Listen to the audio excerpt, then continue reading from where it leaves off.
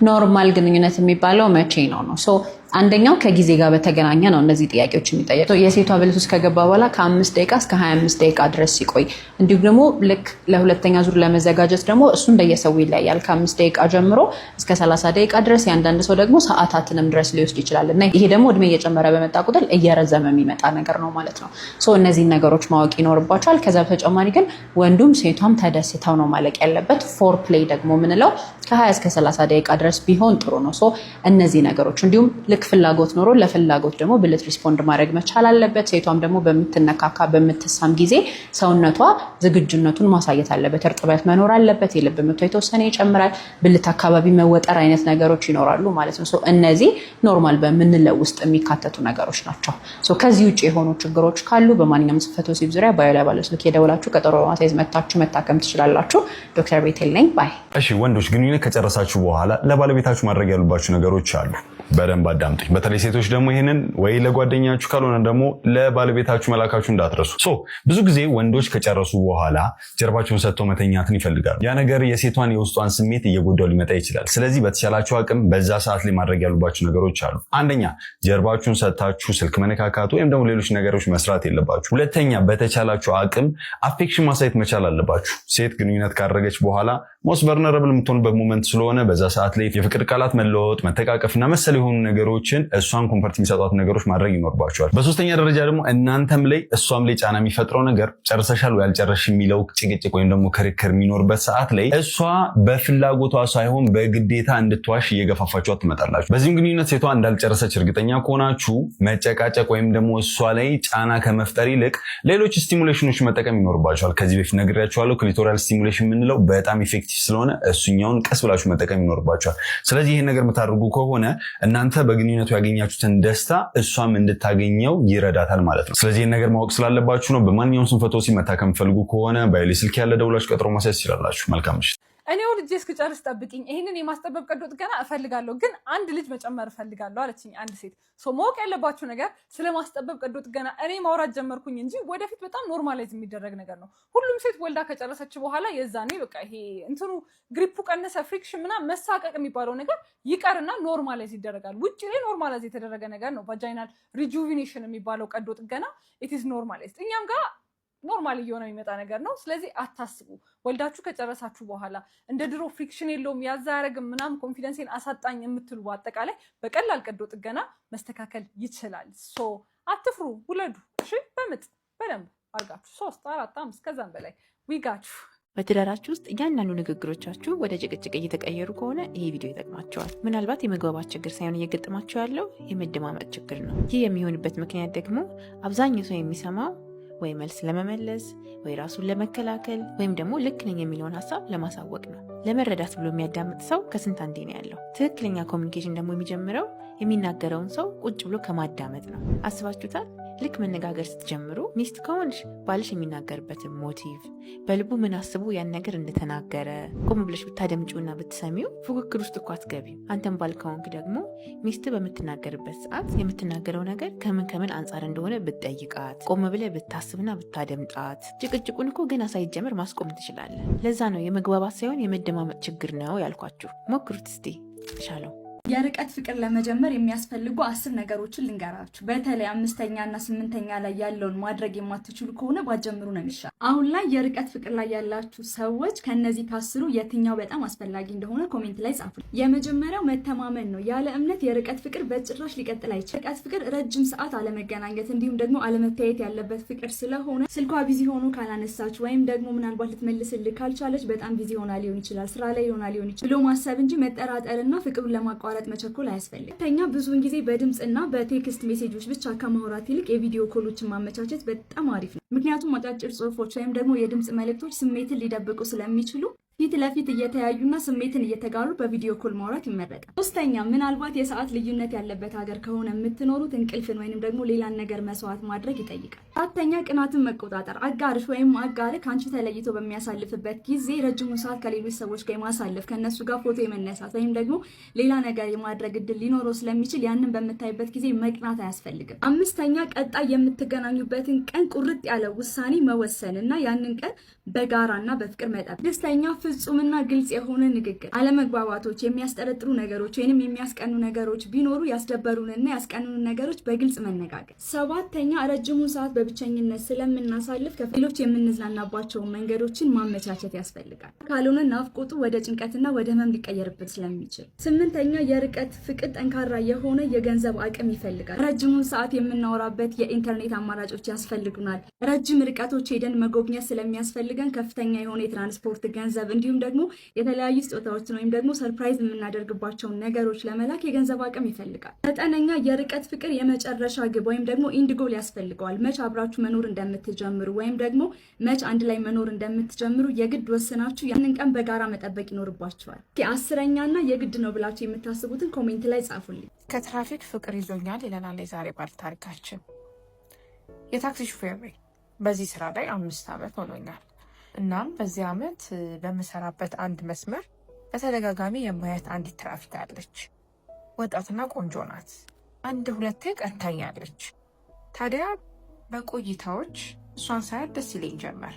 እናም ያንን መስመር በተደጋጋሚ ማዘውተር አበዛ። ታዲያ ላናግራት ስሞክር በጣም ኮስታራና ቁጡ ናት። ታስፈራኛለች። ያለኝ አማራጭ በየሰበቡ መቀጣት ሆነ። ብቻ አሁን ላይ ቅጣቱም ሰልችቶኛል። ምን ትመክሩኛላችሁ? ያበጠ ይፈንዳ ብዬ እንደተመቸች ልንገራት ወይስ ይቅርብኝ? እስኪ ሀሳብ አስተያየታችሁ ኮሜንት ሴክሽን ላይ አስቀምጡልኝ ይለናል የዛሬ ባለ ታሪካችን። እንደተለመደው ሀሳብ አስተያየታችሁ ኮሜንት ሴክሽን ላይ አስቀምጡላት። የፍቅር ግንኙነት ወይም ትዳር ውስጥ ላላችሁ ብቻ የስልክ ህጎችን ልንገራችሁ። ድንግል የሆናችሁ ይህ ቪዲዮ እናንተን ስለማይመለከት አሳልፉት። አብራችሁ ስትሆኑ ስልካችሁን ሳይለንት አታድርጉ ወይም ደግሞ አታጥፉት። ባላሰባችሁት መንገድ ያ ሰው እናንተ እንዲጠራጠር ያደርገዋል። እናንተ ጋር በፍቅር አብሯችሁ ያለውን ሰው ስም ስልካችሁ ላይ ሴቭ ስታደርጉ ባልተለመደ አጠራር ወይም ደግሞ በቁልምጫ ወይም በፍቅር አጠራር ይሁን።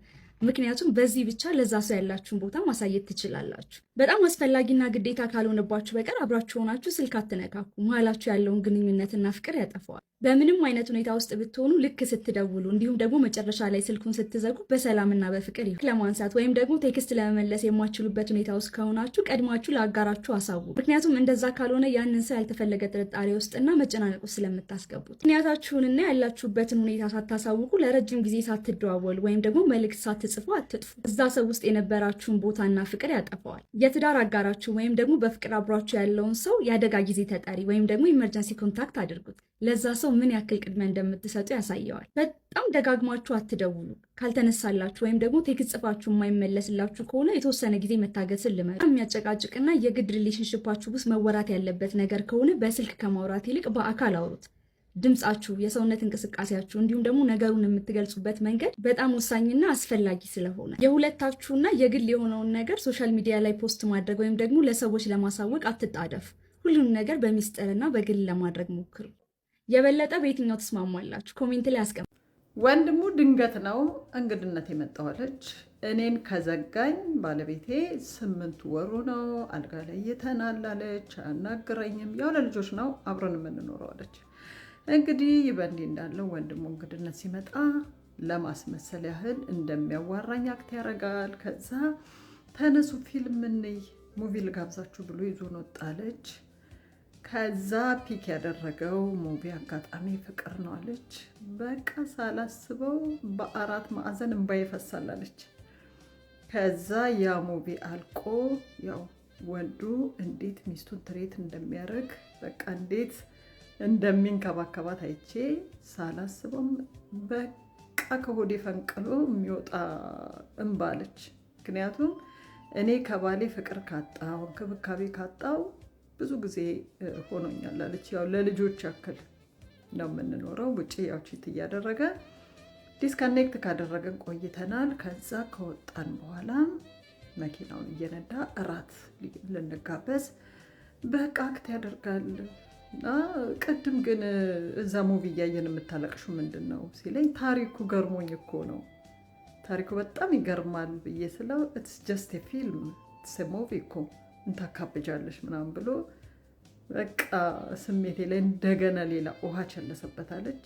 እንደ አንተ እኮ ነህ ፊልሙንም ፒክ ያደረግከው እንደገና ደግሞ ስለጋበዝከን ሙቪ በጣም እኮ ደስ ብሎኝ ነው ምናምን ብዬ የእሱንም ያው ዲስሪስፔክት ያደረግኩት ወይንም ያው ምስጋና ቢስ የሆንኩ ስለመሰለኝ እንደዛ ብዬ ለማስተካከል ስሞክር ሙቪ በቃ አታካብጂ ምናምን ብሎኝ ያንንም እራት በልተን ወደ ቤት መጣናለች። ጉልበቴን ሆዴ ላይ አድርጌ ስንሰቀሰቅ አደርኳለች። እና ሌላ ቀን ደግሞ እንደዚሁ ተለያይተናል አለች። በቃ አልጋ ለይተን እንዲሁ ቆይተናል አለች። ከ8 ወርም በላይ ሆኖናል። እና ስልክ ሲደወልለት ሁላ እኔን እያቆላመጣለች እሷን ልጠይቃት እስቲ እሷ ናት የኔ ሪፈሬ ናት መቼም እያለ ለጓደኛዋለች። ከዛ እያሽካካ ስልክ ሲያወራ የነበረ ሰው እኔ ወደታች ብቅ ስላለች ፎቅ ላይ ነበርኩኝ። ፊቱን ክስክስ እኔ ደግሞ ያው ለሰውየው እንደነገረው ሊያዋራ ይመስሉኝ እና እስከ መቼ ነው ምንድነው እኛ ከትዳር የምንጠቀመው? በእውነት እስከ መቼ ነው እንደዚህ ተፈራርቶ? እስከ መቼ ነው አልጋ ለይቶ? እስከ መቼ ነው ፍቅር አጥቶ? በስታቲስቲክስም በምንም ስታየው እኮ ወንድ ልጅ ነው ከትዳር ተጠቃሚ። ሴት ልጅ ስትረሱ ነው እኮ የሚተርፋት። የልጅ ማሳደጉ፣ ኃላፊነቱ፣ ኢግኖራንሱ ይሄ ነው በሽታ ነው የሚተርፈን። ወንድ ግን ታጨስ እንደሆነ ሱሰኛ ከሆንክ ሱስን ትተዋለህ። ታጨስ እንደሆነ ትጠጣ እንደሆነ ልብስ ታጥቦ ተተኩሶ ዝንጥ ብለህ በልተህ ጠጥተህ የባለትዳር ስሙን አግኝተህ ተከብረህበት ልማር ብትል ከመሃል ተነስተህ ተምረህ ምንድን ነው የኛ ጥቅም? ፍቅር እንኳን ተነፍገን ኃላፊነቱን ተውት። ልክ እንደ ልጅ ሲያጠፋ ምግብ እንደሚከለከለው አልጋ ተለይቶ ፍቅር ተነፍገን አቴንሽን ተነፍገን የእናንተን ልብስ እያጠብን እየተኮስን ምግብ እያበላን እያበሰልን ቤት እያጸዳን ይሄ ሁሉ ኃላፊነት ከተሸከምን በኋላ ፍቅር መንፈግ አይከብድም? ወንዶች ኧረ ተው፣ ለአቅመ አዳም ድረሱ። አልደረሳችሁም። በጣም ያሳፍራል ብቻ። እና በጣም አዝኜ ነው ታሪኩን ያመጣሁት። እባካችሁ ቢያንስ ፍቅር አቴንሽን እባካችሁ